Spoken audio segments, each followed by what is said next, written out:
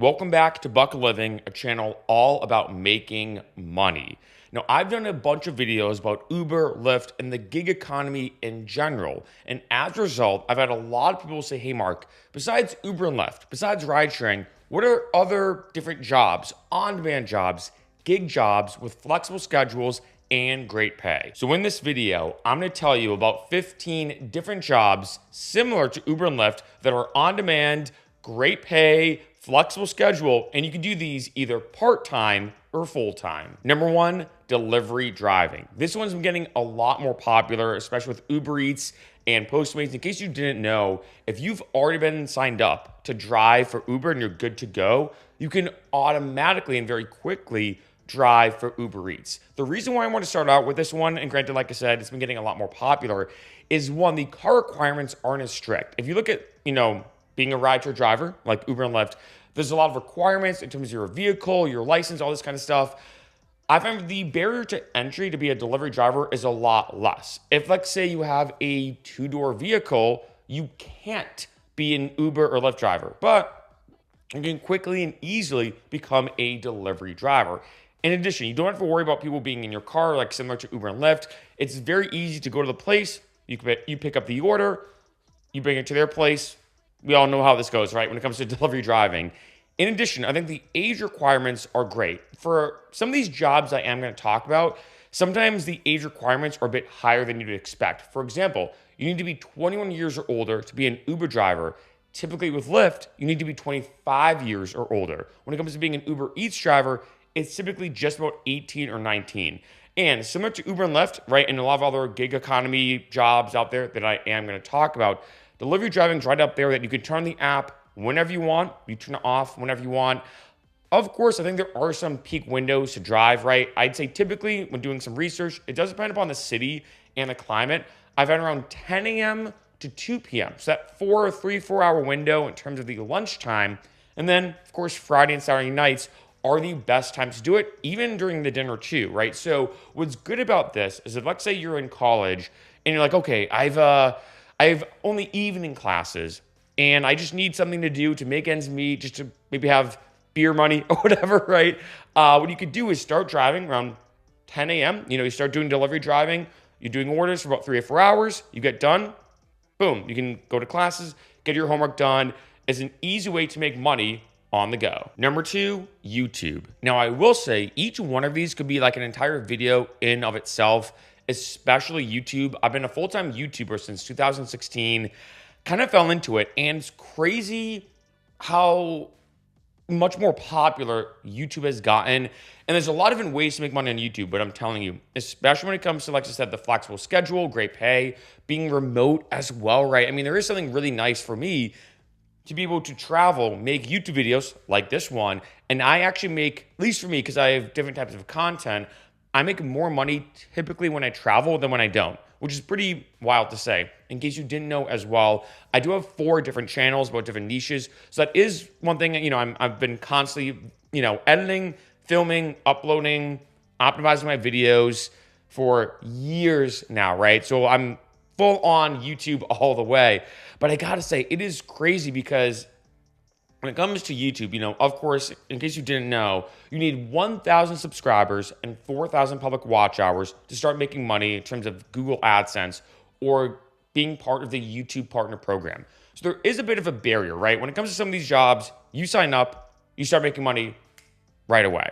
However, when it comes to YouTube, there is a bit of a lag, especially, let's say, if you've never been in front of a camera before, if you've never done anything with video editing. There is definitely a massive learning curve, but I think once you get used to it, you'd be surprised how amazing, especially when it comes to passive income. I know that's a very unique thing. I'm going to do some videos about passive income in the future if it actually exists, but when it comes to YouTube, it kind of does. I have some videos I posted in 2016 that right now, as you're watching this video, they're making me money, and I posted them years ago, right? 7 or 8 years ago, right? It's crazy how much more popular as well YouTube has gotten, and it's continuing to grow day by day. Now, you may be wondering, like, well, Mark, like, I'm just looking to make money. I'm looking to make money as a part-time, whatever, a full-time, whatever. I don't think I'm much of a YouTuber. The best advice I have actually comes from Gary Vaynerchuk, the entrepreneur. And he said, don't create content, document. So maybe you just document your journey. Maybe when it comes to doing gig economy work, let's say you're into gardening, let's say you're into fitness, just pick up your phone, film videos, and just document what you're doing day by day. If let's say you're on a progress, on a journey, let's say I'm just making this up, on a journey to lose 20 pounds, for example. Like, so you're on a journey to make more money. Like, so you're on a journey to, I don't know, read a certain amount of books every month. I don't know, I'm just making stuff up. Document your progress, and I promise you, you'd be surprised how much extra money you can make. Now, there's two big metrics on YouTube that determine how much money you can make among a lot of different metrics. One, how many views you're getting. Not surprising to anybody, the more views you get, the more money you're gonna get. The second is something called RPMs, or the revenue per 1,000 impressions. All this means, to word it simply, is 1,000 views on YouTube is not created equal. 1,000 views on, let's say, a fitness video will pay differently than 1,000 views for a video about Uber, for example, right? And that's a big thing, because a lot of people want to know, if you get, let's say, get 1 million views, how much money you do make? Well, it really depends upon like the length of the video, mid-roll ads or not, RPMs, et cetera, et cetera. And in case you didn't know, in addition to that, for whatever reason, Uber and Lyft videos, gig economy videos, videos about making money, these videos have high RPMs. On average, the average YouTuber makes about, I'd say, $3 to $5 for every 1,000 views, on average. I'd say on my videos about Uber and Lyft, you're looking about $15 to $18. That's 5 to 6 times more money people make when it comes to videos about the gig economy and everything compared to normal or other types of videos on YouTube. So like I said, let's say you're trying to make more money and you've been driving for Uber and you're just kind of fed up with it.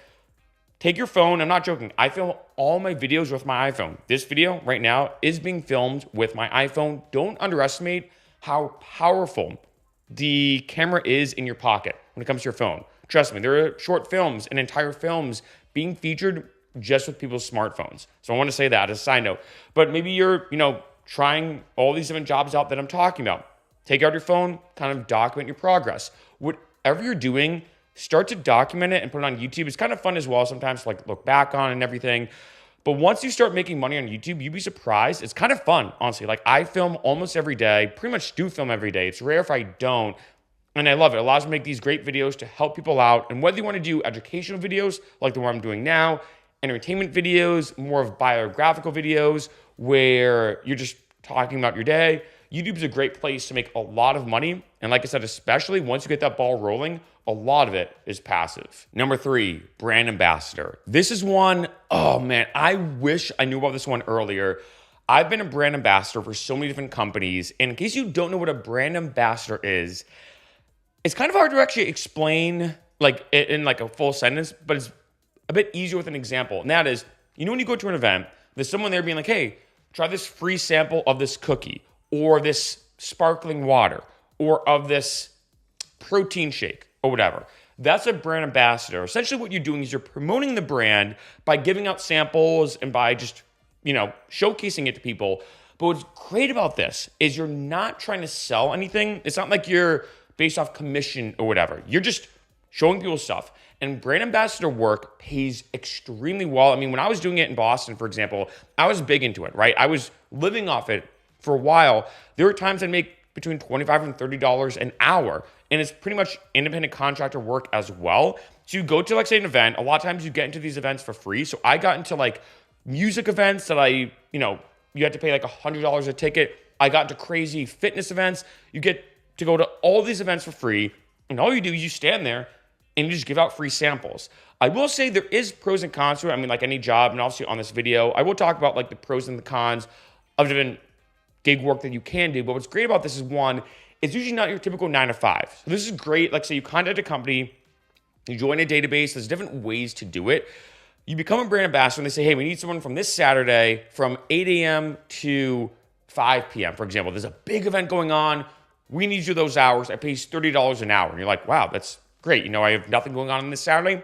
Let's do it. The hours are not typical, which is great. Like, say if you're trying to fit it in with another job, because obviously for some people watching this video, you might want to do some of these, different on-demand jobs as a part-time thing in addition to your regular job.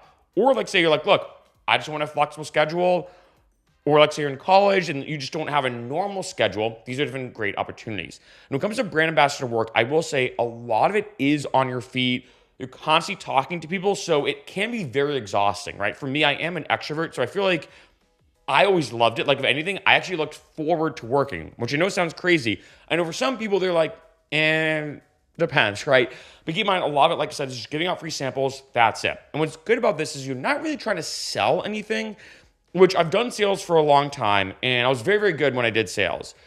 But I will say, obviously, there is this kind of element of you trying to like get a little stressed, being like, oh my God, I hope this person buys this product because in case they don't, I don't make money. With brand ambassador work, they could drink that protein shake and be like, oh, this is horrible. I don't like this at all and throw it away. Or they could drink it and be like, oh, you know what? I really like this. Maybe I'm going to purchase it the next time. Doesn't affect you whatsoever. I'm telling you, brand ambassador work is probably one of the most underrated things out there. I mean, I also used to do it for I've done it for every company from Microsoft, Folio Society, Naked Juice, Muscle Milk. So many. I'd have to North Face was actually another big one. In case you didn't know, a little fun fact about me. I got ranked the best promotional manager for North Face of the entire country in any division when I was doing it in Boston for the Boston division. A little cool fun fact. But I've done it for so many different companies. And in addition, when it comes to brand ambassador work, once you kind of work way up, like say you become a manager, there have been times I was making $40 to $50 an hour. When I worked for some alcohol companies, for example, which is great, I remember I did it for a Stoli, right? The Stoli vodka. And when I was doing it for Stoli Elite, the top brand vodka they have, it's like their best version of Stoli. I was making $50 an hour. I had to go to the liquor store. I had to wear a suit, which is kind of cool, I will say, and stand there. And the idea is I'm trying to pitch this vodka or whatever, and I gave out free samples. One, I was making $50 an hour. You can't beat that, right? For typically the activation was about 3 hours. So I'd walk away after 3 hours with $150. And two, and this is probably the best part, or one of the best parts about it, is the way it works with specifically being an alcohol brand ambassador. The second you open up a bottle, you can't, not that you can't, but they don't want you to give it back to them. So there were times I remember, like say for the Stoli Elite, and I can't remember how much it is now. It's maybe like $60 or $70 for this bottle of vodka. It's a very expensive vodka. I remember one time I was doing it. I gave out maybe, it was a kind of a slow day at the liquor store. I think I gave out maybe 3 or 4 half shots or maybe like little sips, right? Because you're not supposed to give people full shots of it just in case people are driving, of course. You want to be safe and responsible. So you just give people sips. I had pretty much 99% of the bottle left. I got to take the bottle and bring it home with me. So as you can imagine, not only when it comes to being a brand ambassador, do you get paid very well hourly. It's a flexible schedule. It's a lot of fun too. It's a lot of fun. You're on your feet. You're outside. You're not like stuck inside in a cubicle or whatever. But in addition, typically you get so much free stuff. It's ridiculous. Number 4, bartending. Now I do want to say some of these you may notice are more like apps that you download similar to Uber and Lyft. Other ones can be considered more like traditional jobs. But I want to cover the full spectrum because I used to bartend, and I'm telling you, bartending is awesome. I will say, you do typically start out as a bar back. In case you don't know, a bar back is to a bartender what kind of like a busboy is to a waiter. That you're kind of doing more behind the scenes stuff, washing glasses, bringing out glasses and setting them up for the bartender. At some point, you can then upgrade or work your way up to a bartender. And I know a lot of times, let's say if you're driving for Uber and Lyft, you might not think of bartending as a good option or whatever. But one, it is a flexible job, right? You can work from, like say, starting at 10 or 11 a.m. till whenever, or you do like the night shifts. And as you can imagine, the night shifts pay pretty well. Similar to most things in a restaurant or in kind of like a customer service industry, you do make most of your money pretty much from tips, but these can add up extremely, extremely fast, right? I mean, especially like say if you get a bartending job in like say a high-end restaurant or place, this can be super, super beneficial to make more money and put more money in your pocket. In addition, the connections you can make are phenomenal. Now, in case you don't know, let's say how to bartend, you're kind of confused. One I will say, and this is kind of like the chicken before the egg, most places, the biggest thing you want to see when it comes to bartending is actually experience. If you've been bartending for 5 years, they're just going to prefer you over somebody who's been bartending for 1 year. So I know you're like, well, how do I get experience if I've not ever done it?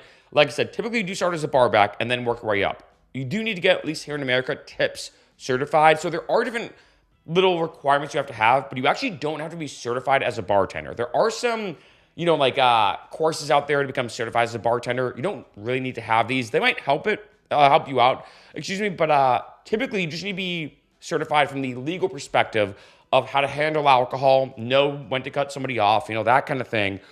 But as long as you just kind of like start memorizing the drink orders, you get good at all the different techniques and how to have like a good pour when it comes to the metal pours on top and all these different things. Bartending is a great, great gig. I'm telling you, especially for part-time, you can make really good money. I'm telling you, really, really, really good money part-time. And again, a lot of it is going to be tips and everything, but those can add up super, super quick. And like I said, compared to like say most jobs, they're typically like 9 to 5 and pretty much that's it. With bartending, you can do it in the morning on a Tuesday morning. You could do it like say on a Friday or Saturday night, which is going to pay the most and a lot more. Number 5, pet walking/watching. This is one that's gotten a lot more popular. I have had friends do this before. Personally, I've actually never done this. So I want to say that some of these I have done, some of these I haven't. But the main gist of it, as it sounds, is you can download an app called WAG, for example. And someone's like, hey, I need someone to walk my dogs for an hour from 9 a.m. to 10 a.m. You'll get paid this much, et cetera, et cetera. On one end, I'm going to be honest, when I've done some research, interviewed my friends who have done it, on one end, it's a flexible schedule, right? You can kind of make your own dog walking schedule. You're also outside, like you want to get exercise. Also, if you love animals, of course, this is definitely for you. However, from what I've heard, this is something that I feel like is not the kind of thing you can live off of, right? I find typically when I've done some research, you get paid about minimum wage or a little bit higher. So it's the kind of thing that's great to have as like a slight side income, but to live off it is kind of tough to say. I've heard this term kind of been floated around a lot called beer money, where it's a concept that you're doing this to make extra side cash, but it's not something that you're going to live off of, right? It might pay you a bill here and there or something like that. But this is something I've heard when it comes to pet walking, although you never know, right? There could be some people out there who have like a full schedule where they start walking at 8 a.m., don't get done until 5 p.m., they pretty much do it almost like a 9 to 5 job, and they can make a lot of money, right? Especially if you build up like a client database. This is something you could do kind of like off the app or kind of network. But pet walking has been something that's gotten a lot more popular. One thing I want to mention though, that a lot of people don't think about, like I said in the beginning, is pet watching. Especially if you live in like a very expensive area. Like LA is a prime example of this. Maybe Miami, Chicago, Boston, New York, stuff like that. You'd be surprised if someone has a lot of money, how much money they'll pay you just to watch their pet. Or be like, hey, do you mind every day coming to my house, walking my dog, feeding them 2 to 3 times a day? One of my friends got like a crazy gig, and I'm not exaggerating. He was making, I think it was between $2,000 and $3,000 a week. And these people were like, hey, I'm going to be gone for the next 3 months. I just don't want my dog to be alone and be scared for the next 3 months. Is there any way you could come into my house for like say the next 2 months? I'll pay you $2,000 to $3,000 a week just to come play with my dog, feed them. And he was like, yeah. And they then said, you know what? We actually have a guest house. How about this? You could stay at our guest house for free. We'll pay you $2,000 to $3,000 a week. I think it was $2,500 they landed on was the amount. You got $2,500 a week to just watch their animals, and he got to stay there for free. And at the time, I remember he didn't have like an apartment or anything. So he's like, I get free rent essentially, and $2,500 a week just to watch their pets, take them out every day, play with them, feed them, that kind of thing. These are kind of the kind of gigs that you do have to kind of like network or find the right kind of person. So they're not the kind of things I think you could pull up an app quickly. But if you network and meet the right people, whatever, this is the kind of job that can be extremely lucrative, especially if you do it right. Number 6, freelance sites. These are sites like Fiverr, Elance, which allow you to post gigs and find other gigs as well. So let's say you specialize in a certain thing, like reviewing people's papers for grammar and spelling. Let's say, for me, I've actually done this before, where let's say someone wants to hire me to do mixing and mastering, which is kind of something that you do at the end of music production when it comes to making a song, or they need somebody to do something with their track. If, like, say, I know people actually make money doing this, which sounds kind of crazy, where like psychology experts or whatever will review your dating profile, and you pay them $5 or $10. They'll review it and give you notes and everything. There are people actually living off doing this, that they do these kind of quick gigs that they find that can pay like a little bit of money, but you do a lot of them over and over again, and they start to really add up. For example, I remember I was doing resume reviews where I'd say, hey, give me $5 or $10, I'll review your resume, because I used to do resume reviews for, like, say, accounting firms and also for Microsoft and whatnot. So I got very good at it, and I could probably review, being honest, maybe, tough to say exactly because I like to be thorough, but I could probably review maybe like 10 resumes in an hour. If I'm getting paid $5 or $10 for each resume, that can add up super, super, super, super fast, right? So is there anything that you can do that is a very unique skill set or job that you could put out there as a gig that you could probably do a lot in an hour and make money from it? One cool example of this, and it's kind of like a cool trade-off.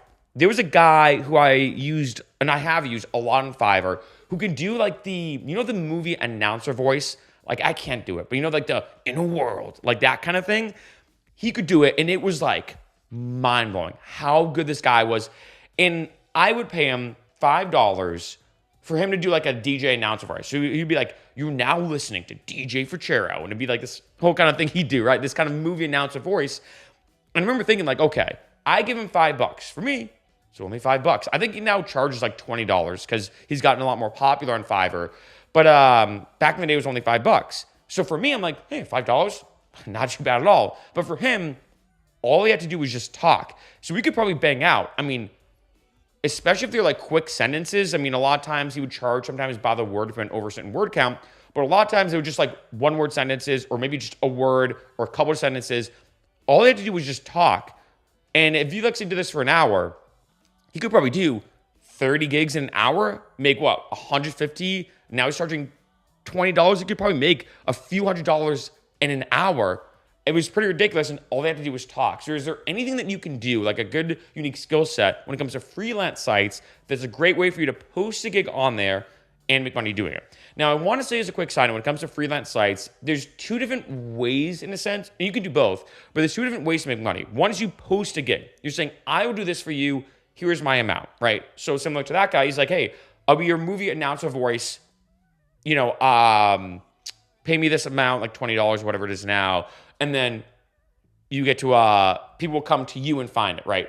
The other option is you go and look out for other people. So what happens is you go, like, say, on a site, again, like Fiverr, and you look for people looking for someone. So someone might post saying, hey, I'm looking for somebody who could do a good Morgan Freeman impression, right?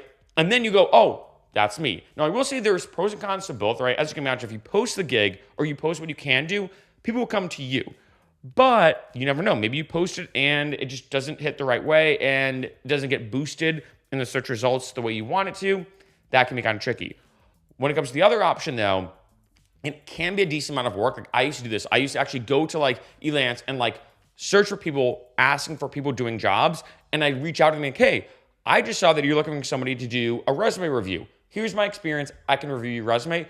So those are two different options, and you can do both. Like, say you want to do resume reviews, for example, you can post that gig saying, contact me. I'll review your resume for $10, for example, right?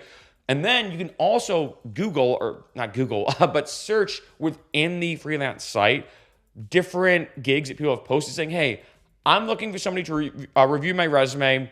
I'll pay you $12. I'm just looking for a very accurate resume review. So you could do both of them however you'd like. Number 7, Airbnb. Now, I know to some people, they may be like, oh, immediately no, immediately yes, right? I know Airbnb, it's gone through a lot of ups and downs. I'm gonna be honest. I mean, I still love using Airbnb. I typically do it and use it for monthly rentals.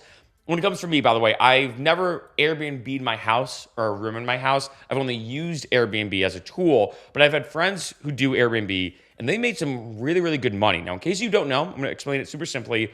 All Airbnb is you can rent out, like, say, a room in your house for a certain amount of money.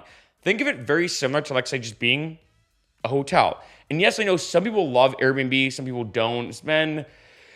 There's been a lot of ups and downs with it over the years, but I will say, like, say, if you do want to host somebody at your house, it's not a bad way to make really, really good passive income. I've met a lot of people.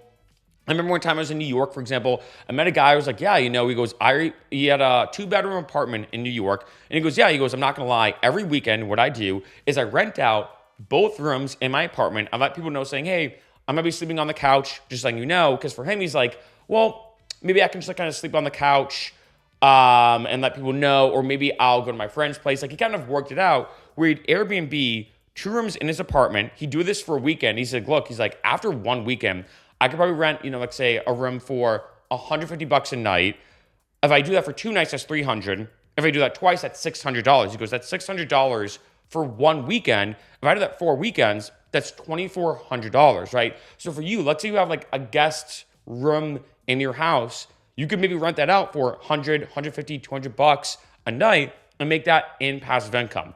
Of course, there are pros and cons. I will say from what I've heard, Airbnb tends to favor, and this is kind of similar to Uber and Lyft in a sense, tends to favor the person staying there than the host. I have heard of a decent amount of hosts getting screwed over in some unique situations. So I will say this depends city to city, state to state.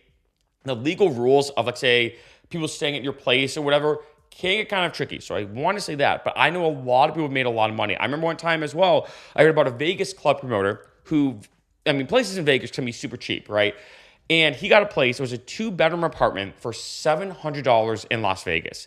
Pretty close to the Strip, right? Like I said, the real estate in Vegas, it fluctuates a lot, but at the time, it was pretty cheap. And what he did is he would, because it's such a huge spread of how cheap it is to live in Vegas, but also how much money you can charge, he said, I have my room. I have the second room that I would just Airbnb for like $150 a night, right? And he's like, I could make so much more money. And I think he said what he would do is I think he'd do it like something like 10 nights a month was his kind of like quota. So he'd Airbnb his other room for 10 nights a month. He'd make about, a good amount, was about $1,500. So he'd get his rent paid for free, pretty much like free rent, and get an extra, $800 on top of that. And then, of course, in addition to that, he did a club promoting. And what he did, which I thought was kind of smart, he'd also tell people like, hey, just letting you know, if you're here and you want to go out to a nightclub, I can get you in for free if you want to go to Omnia or Hakkasan or Zouk or all these different nightclubs in Las Vegas. So it was a way for him to like not only make money from Airbnb, have his rent be paid for, make a good amount, but then in addition, kind of promote himself as a club promoter. There's a lot of unique avenues you can go down when it comes to Airbnb. Number 8, online courses. This is one that's been getting a lot more popular, and I've actually been exploring it now, at least at the exact time of this video. I'm now been kind of preparing some notes for an online course.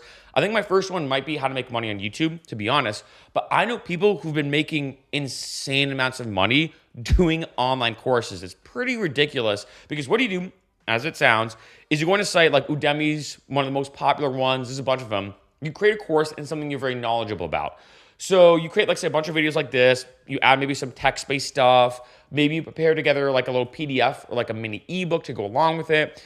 And there are people making pretty ridiculous money when it comes to online courses because once you kind of create that course, typically it's going to be digital, right? So you're not having to print out new books or whatever. It's pretty much passive income at that point because it's not like you're a supplier, like I said, trying to have to constantly buy new books or buy, I don't know, DVDs. I mean, obviously DVDs are like obsolete now, but like it's not like you have to buy more physical products. It's a digital product you put online. Maybe find a site to host it, or like I said, Udemy is an example, and you can make pretty decent money. One of my friends, I will say he has a decent following, but not a massive following, I want to stress. But he created his first online course. He charged $200 for it. In his first week, he got 10 people to sign up, and boom, that was $2,000 right there. Now, I will say, if you have an online following, it definitely makes it easier, especially, let's say, I'm making this up, if you're in the fitness niche. I know this is very popular in fitness, and you're like, oh, I have a decent following when it comes to fitness. I know, like, for example, a lot of girls do this, for example, on Instagram. They have a decent following. They're going to create, like, a grow your glutes course or, like, a boost your booty course, for example. They film all these videos, put together some text, maybe add in a nutrition guide as well, a workout guide, maybe, like, a lifestyle guide as well in terms of, like, sleep optimization and whatnot. And they can make a decent amount of money. This is true for so many other industries. So I will say, of course, I know people are like, well, Mark, I don't have a following. I don't use Instagram. I don't use social media. You could still make money doing online courses as long as you make the course right and package it right and put it online and do some, like, a little promotion here and there. But when it comes to online courses, it's kind of cool that similar to, like, say, something like YouTube as well and other different passive income streams, what's crazy about it is you make it once. You make it once, you then put it online, and it just kind of does the rest of the work for you. I will say, I think I've noticed in the past 5 or 10 years, this market though, again, giving you pros and cons, has gotten a little bit more competitive. Like I guarantee, to be honest, there's probably, I don't know, a million other how to make money on YouTube courses. There's probably a million of them on YouTube. So I've thought about doing that one. I might do a different one, which is how to release your music. That's something I specialize in as well, especially with me being a musician. So that's something I might pursue. I mean, I'm still trying to figure out all the nitty-gritty details, but online courses, especially if you're very knowledgeable about a subject and you can promote it, is a great way to make extra money. Number 9, tutoring. I'm not exaggerating. This one kind of blew my mind because when it comes to tutoring, I think it's one thing that most people don't usually think about. They're like, oh, tutoring. I have friends who are very knowledgeable in the space of tutoring. Like they're experts when it comes to the entire economics of it. You would be mind blown how much money some tutors make. I mean, there are some tutors who charge between like $50 and $100 an hour. And especially, I have friends who actually do tutoring full time. Like that, it's actually their job. And especially here in LA, when it comes to like high-end clients or like rich people, for lack of a better phrase, I mean, they've charged 10 grand just for like a tutoring package, so to speak. I mean, it's pretty ridiculous. And I know that for some people watching this, they're like, well, Mark, I don't specialize in SAT or ACT tutoring or algebra or whatever. Even so, there are some places that, like say, if you want to do an English course, for example, which is a big thing that's very popular in other countries, you can do it virtually. So what you do is you sign up with them. And even if you're like, Mark, I'm not a teacher, I've never taught anything, and whatnot, they typically want someone who's a native English speaker because it's good for their class to hear like a native English speaker if they're trying to learn English. And there's some people I know who start doing this and they're making like $20-something an hour. And what they do is they do like a Zoom call with somebody from another country or a class from another country.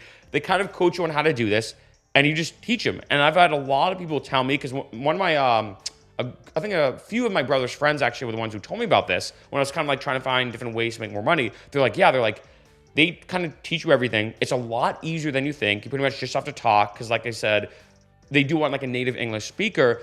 And you can make 20-something an hour and it's completely remote, completely virtual as well, right? So it's a very flexible schedule. So let's say you're like, okay, I need some job to do from 8 a.m. to 1 p.m. Monday, Wednesday, Friday. Boom, maybe try to find tutoring sessions and you can tutor different people.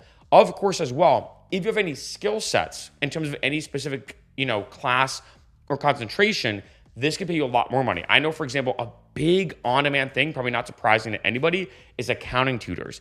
I could probably get paid between, it's tough to say exactly, but like say if I want to like really go hard and really push it, I could maybe even get paid like $40 to $50 an hour as an accounting tutor for like say more advanced styles of accounting. Being like, hey, do you need help with accounting classes? And when it comes to the more advanced, accounting knowledge and accounting courses and whatnot, let me help you out, $40 or $50 an hour. There are people, especially like I said here in LA, if you can like target the more upper class, who are willing to spend an absurd amount of money for very specific concentrations, and they're willing to spend that. Tutoring is something I think a lot of people sleep on, because I think one, they're like, I'm not certified in it.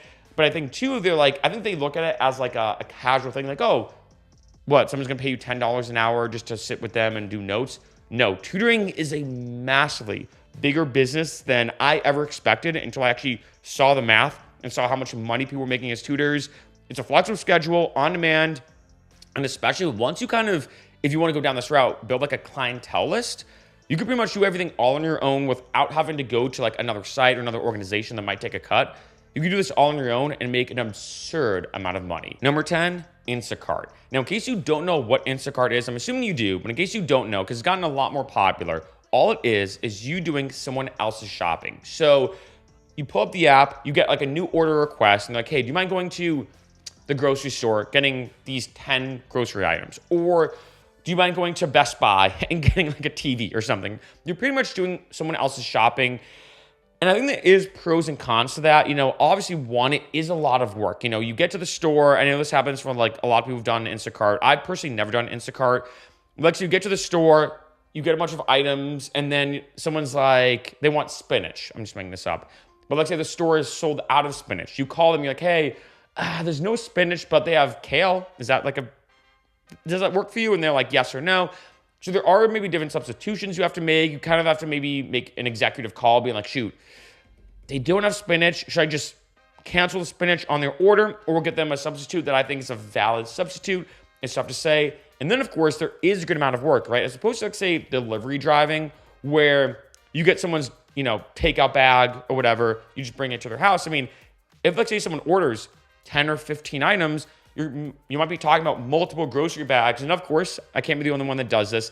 I always like to do my, bring the grocery bags in my car into my house in one trip. I feel like you got to do that. It's always in one trip.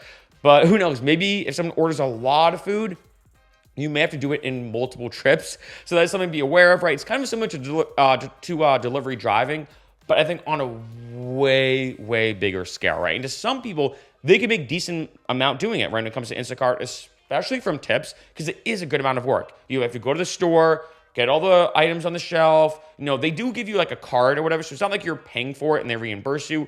It does depend on how Instacart does it. And obviously as well, in case you didn't know, Uber does have, I think it's called like Shop and Go, I think is what it's called. So Uber has their own kind of like rival of Instacart. So if you're already an Uber driver, you could do that as well, as opposed to downloading another app and signing up with another app.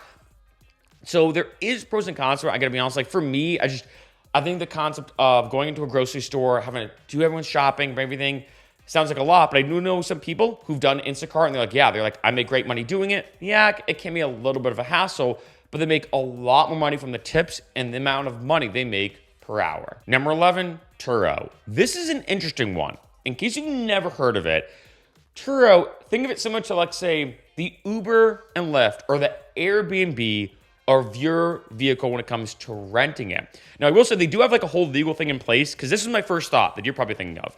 Here's the concept of Turo.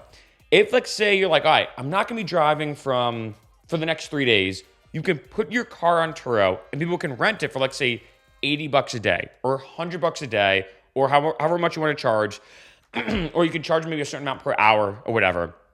You can rent out your car on Turo. Now, my first thought, maybe similar to you, or not, is I was like, well, what if someone steals my car? They do have a bunch of things in place and protection and whatnot.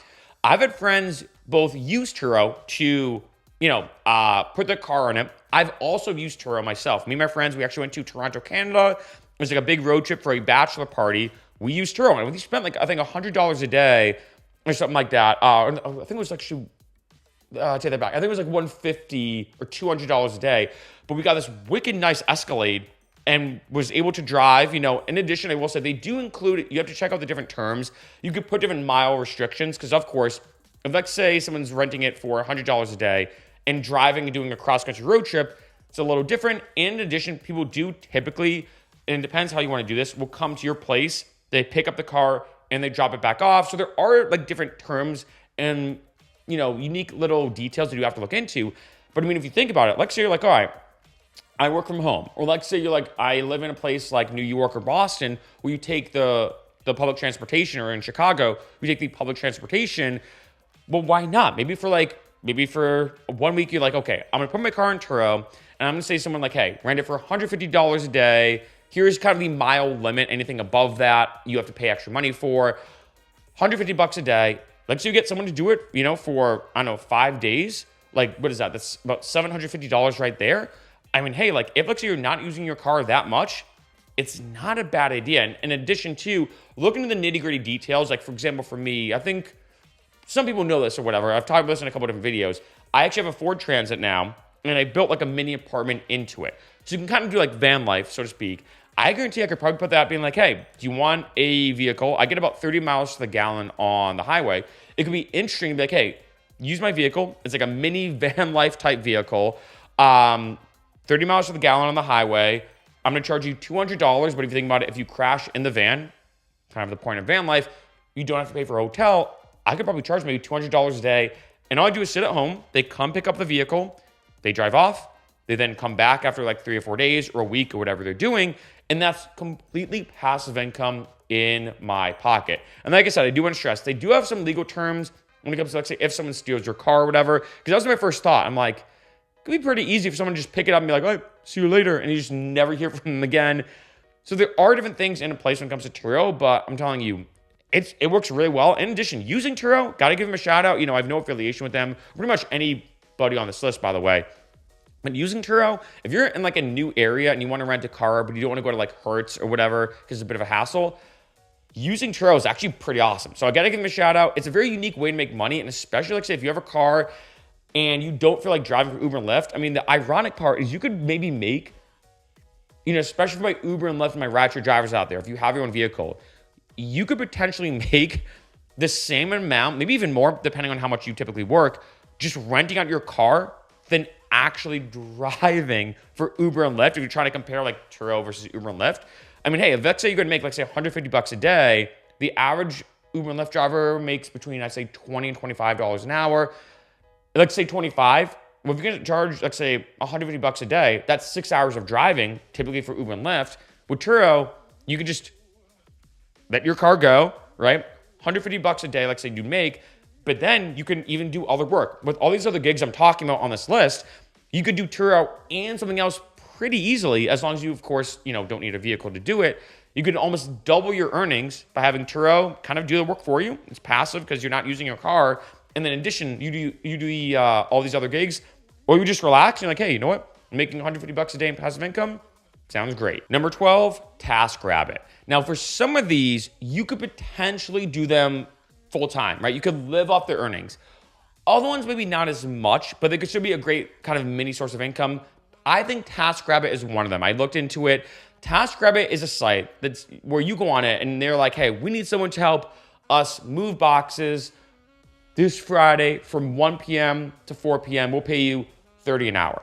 And with TaskRabbit, it is kind of a unique way of you doing a bunch of different random gigs. I will say when it comes to things like Fiverr and Elance, like I talked about before, these freelance sites, I find a lot of times more digital stuff. With TaskRabbit, you could do pretty much anything. And similar to, like I said before, you could post kind of the things that you do or that you're specialized in, or you could go and see what people are needing in your area, because people might need help moving stuff. I know on TaskRabbit, for example, for me as a DJ, there's been times people were like, hey, we need a DJ who specializes in 80s music for a birthday party.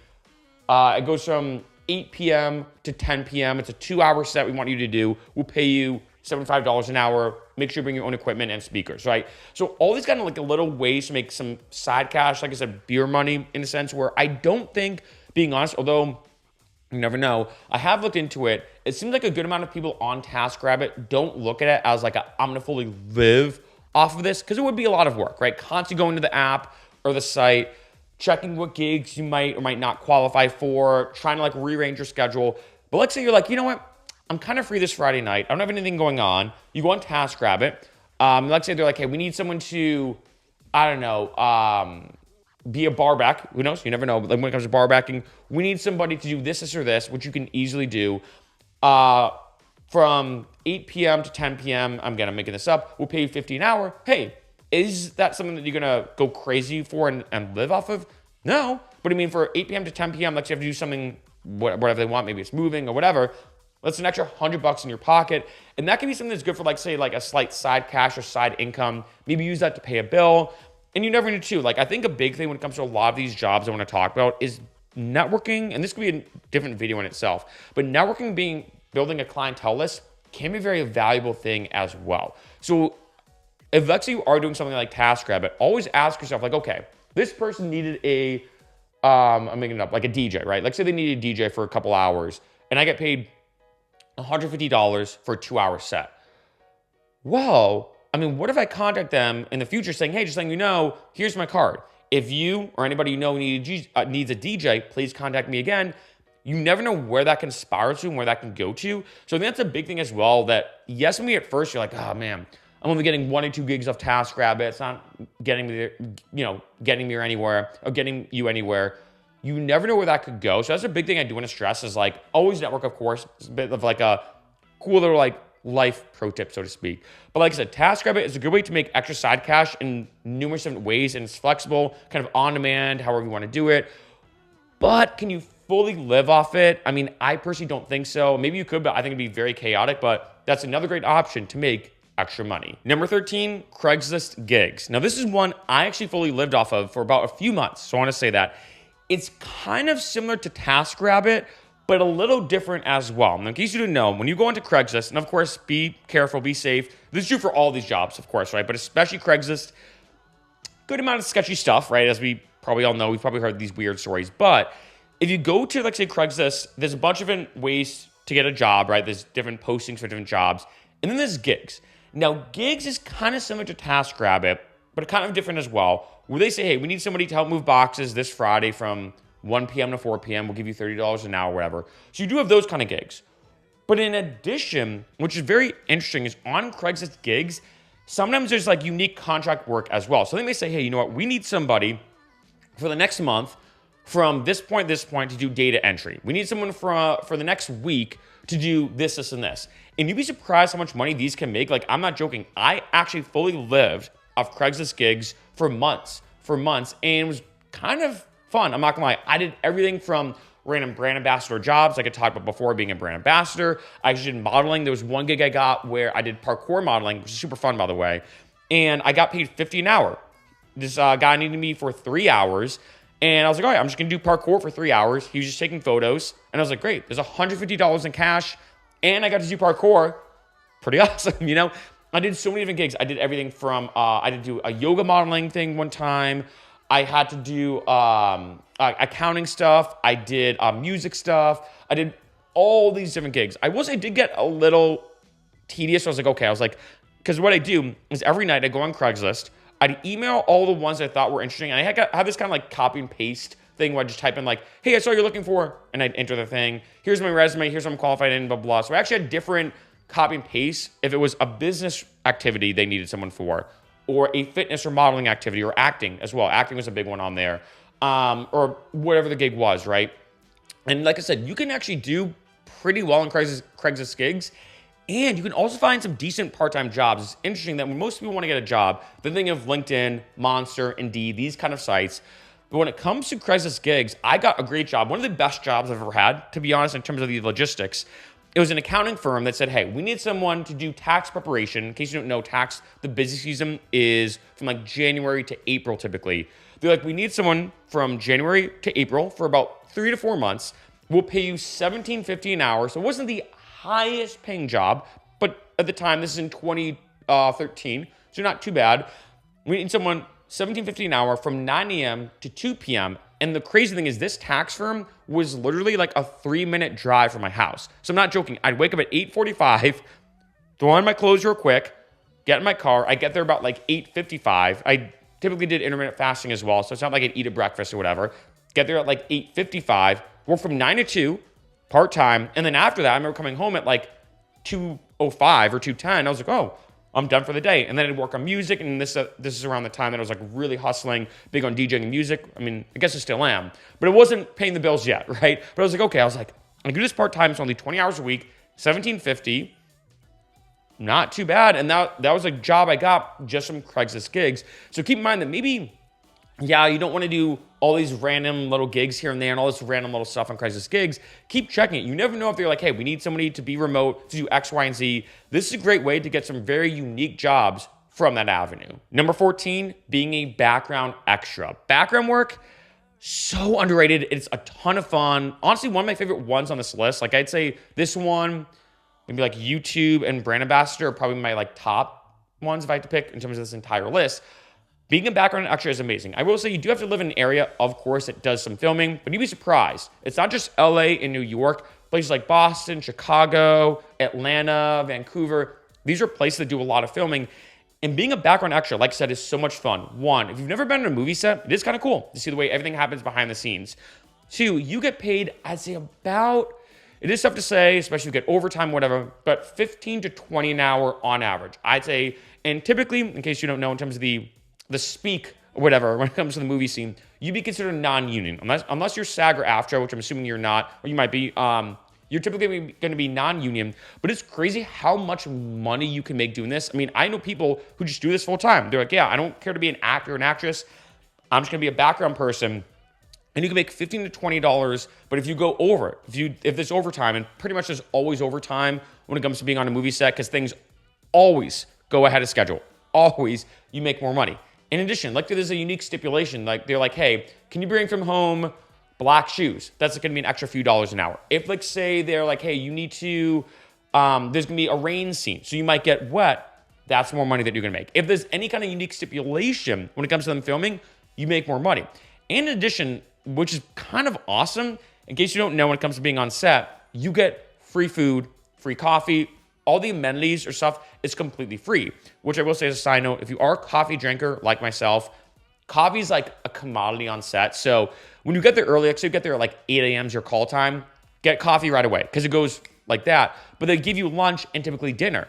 So if let's say, especially let's say if you're in college or let's say you're just, really tight on money, you could do background work, get paid $15 to $20 an hour, and you get free food all day. So if you do it right, you pretty much never have to buy food, or you don't have to buy food that much. Typically, when I've done background work, I never buy food that day, or I never eat my own food because I'm like, hey, I'm getting unlimited free food.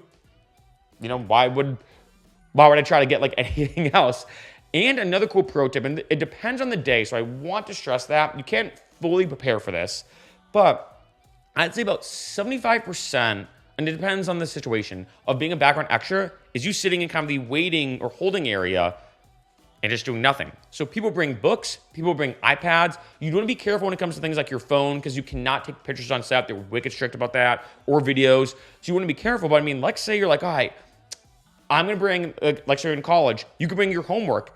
You can get pretty much a lot of your homework done. So it's almost like you're getting paid to do homework. If let's say you want to read, if let's say there's other jobs, like I've actually done brand deals and sent out emails while on set because I'm like, hey, I have an hour of waiting. I have nothing to do for an hour. I'm gonna get a bunch of work done that I typically would have to do anyway. So there's a lot of benefits of being a background extra. In addition, obviously making connections. It's a ton of fun. Like there's about doing it that's just, I don't know, for lack of a better word, like I said, it's just fun. Like being on set, getting paid $15 to $20 an hour, getting, free food and everything.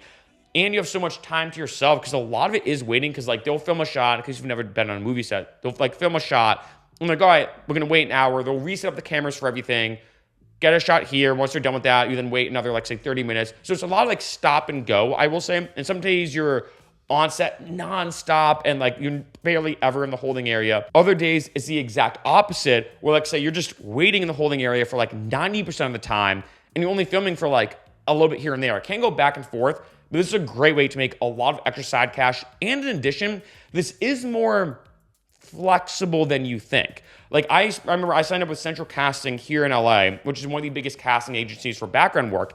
And what happens is almost every week they say, hey Mark, are you available this Wednesday, Tuesday, Wednesday, Thursday, Friday, Saturday? And I'm like, okay, Tuesday I'm free, Wednesday I'm not, Thursday I'm free. So every week you can kind of plan it out. Like say on a random Thursday, you don't feel like working, you just don't book a gig that day. But then on Friday, like say you do feel like working, you book a gig in advance, right? I will say though, keep in mind because it's the industry, the times can be very random. The call times, everything, things are very kind of all over the place. There are some times you have to be there at 6 a.m. There are some times you have to be there at 10 p.m. and you go from 10 p.m. to 6 a.m. Sometimes it's 6 a.m. to 10 p.m., right? You never know. The hours are very intense, very random. But like I said, you're getting paid hourly. But it's great. Like I said, especially when it comes to the flexibility of it. And of course, the free stuff, cannot deny the free perks and the time that you have yourself. Background work, so much fun to do. Number 15, remote work. I know this is kind of like a blanket umbrella statement. This is a big one, especially in the past few years, it's gotten a lot more popular, and that is working from home. I know this one seems kind of random to bring up in a video like this, but I want to mention it because when I ask people, like, why do you want to drive for Uber and Lyft? For some people, it's like, I want some side cash. For some people, it's like, I just want a flexible schedule. For other people, it's like, well, I want to spend more time with my family, and Uber and Lyft allows me, let's say, to work when they're at school, but then when they get out of school, I can pick them up, and I can still go to their dance recital or their soccer game or whatever. And when it comes to remote work, it's gotten significantly more popular, and there are so many different sites now. I mean, a lot of sites are just dedicated to remote work or working from home. In addition, like LinkedIn, Indeed, even Craigslist has options now. You can click a button that says only show me jobs or work that's remote. And I know you're probably like, well, Mark, I'm just trying to look for like a side gig or whatever. You'd be surprised. They might say, hey, you know what? We need somebody with just a high school diploma to do data entry for us. We'll pay you $15 or $20 an hour. You can work from home. We just want you to do it 30 to 40 hours a week. Sometimes you can do it on your own schedule too. There are some jobs I've seen, they're like, hey, as long as you get it done, if you want to work at 10 p.m. or 10 a.m., that's up to you. You just have to get it done by this deadline. And things like data entry, doing stuff online, doing stuff with Excel. I mean, yes, some of this is, you might need some certifications here and there for some of them, right? Like say if they want someone for QuickBooks, for example, when it comes to accounting and bookkeeping, Yeah, you may need to be certified in QuickBooks or have some knowledge, but other ones you can pretty easily do from home with little to no experience. And I want to mention this because let's say you're like, all right, I'm looking for a job, I can't get anything, Uber and Lyft's not paying that much money. I don't know, is remote work even worth it or not, or what should I even do? 100% yes, because, again, let's say you only have a high school diploma. I'm not exaggerating. Go on to places like Monster, Indeed, LinkedIn, even just go on Google and type in remote jobs. There's a bunch of sites, like there's tons of them that only post remote work, and just go through them, see which ones you qualify for. You might be able to get a great job with a flexible schedule, great pay. You don't even have to leave home. So it's not like Uber and Lyft where you're spending money in gas, putting depreciation on your car. You can quickly and easily work from home and get all the benefits. And in addition to, for me, I'm obsessed with traveling. And if let's say you are as well, hey, one of my friends, for example, he does only remote work. He makes decent money doing it. He was just in Portugal. He then went to Portland, Oregon. He then went to San Diego. He then went to Miami. And all he does is travel and work out of coffee shops and out of hotel rooms and out of hostels as well if he wants to go down that route. And he absolutely loves it. Remote work is super underrated because I think when a lot of people think of getting a work from home job, they think of like, okay, well, I have to be 9 to 5. They think it's very structured. That's not the case. Yes, there's a lot of jobs like that. Don't get me wrong. But they're like, hey, sorry, it's going to be 9 to 5, Monday through Friday. But there's a lot of jobs you're like, hey, as long as you get it done, you can work for us. Each situation, and the reason why I want to mention this one is each situation is a little bit different. I will say that. Each situation is definitely different from job to job, but you never know. I'm telling you, maybe once a week, just spend maybe a few hours to go on all these different sites that I mentioned, or even, like I said, Google remote jobs, because there's so many different remote job sites out there now promoting remote work. You could find one that hits every requirement you want from Lyft and Uber, but for a remote job, and you'd be surprised how much money you can make, especially, like, say, if you get a really good, decently paying one, you could be doing that full time. Be like, you know what? I'm actually not gonna do anything else except this. It's remote. I get all the benefits that I want. It's awesome. And now a bonus job, and that is delivery driving. You may be thinking like, wait a minute, didn't you just start with delivery driving? What I'm talking about here, and it depends situation to situation, is being a driver for a place like Domino's. Now, the reason why I want to mention this is I've actually seen a lot of posts and a lot of unique comparisons being like, say, an Uber Eats driver, which is the first point I talked about, or Postmates driver, versus driving for, like, say, Domino's, or being a delivery driver for a very specific restaurant or chain. And the reason why is I've heard of actually a lot of drivers saying, look, I actually make more money driving something like Domino's, where I can pick my own schedule, I tell them when I want to work, that kind of thing. Granted, it might not be as flexible as Uber Eats. So I want to stress that on Uber Eats, you can turn on the app whenever you want, you turn it off whenever you want. So at Domino's, it might be a little bit more structured. I'm just using Domino's as a great example, where they're like, hey, can you work this Friday? We need someone from 9 p.m. to 2 a.m. And you're like, yeah, I can do that. So it might be a little bit more structured than, like, say, Uber Eats. But I've heard of drivers saying, yeah, I actually make more money because, I was doing Uber Eats and I was doing Uber Eats on Friday nights anyways. I'm actually making more money from Domino's, right? And it does depend situation to situation. So I do want to stress that. Maybe something you could kind of test out. But I remember one of my friends in college, he was making around $25 to $30 an hour delivering pizzas for this kind of like local pizza place. And I remember being like, that's pretty ridiculous. And you're making 25 to 30 an hour, because what you do is actually get to, like, the party on a Friday, Saturday night. He was a very social guy. So we kind of be like, yo, what up, guys? Like, here's your pizza. Like, he kind of be like, he make it very fun and whatnot, to the point where people were like giving him huge tips because they really liked him. He wasn't just like here's your pizza. He kind of made it more fun and lively. And so I think as a result of that, he would get really, really good tips, which was the biggest portion for him. And he's like, yeah, I make $25 to $30 an hour just delivering pizzas. He did not do Uber Eats. He didn't do Postmates or DoorDash or Grubhub or all those different delivery ones.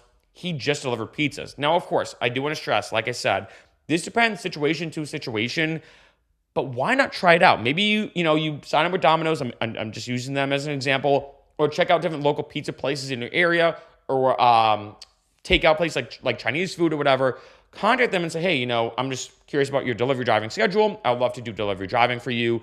Maybe you do it one night and you kind of do some calculations. I said this for every Uber and Lyft video or anything. It's always about kind of at least testing out the waters, because let's say you test it out and you're like, you know what? This does not pay as much as Uber Eats. Uber Eats pays more. Hey, you know what? yeah, maybe you didn't make as much money, but at least now you know, okay, I'm gonna stick with Uber Eats. But like a lot of these other gigs, you never know until you test it out, which is why I suggest test out the waters for a bunch of these, because you might hit one that, given your area, your schedule, your expertise, whatever, you might hit one where you hit it big and you're like, you know what? I'm now making way more money. It's a flexible schedule. It's an on-demand job. And this is exactly what I want.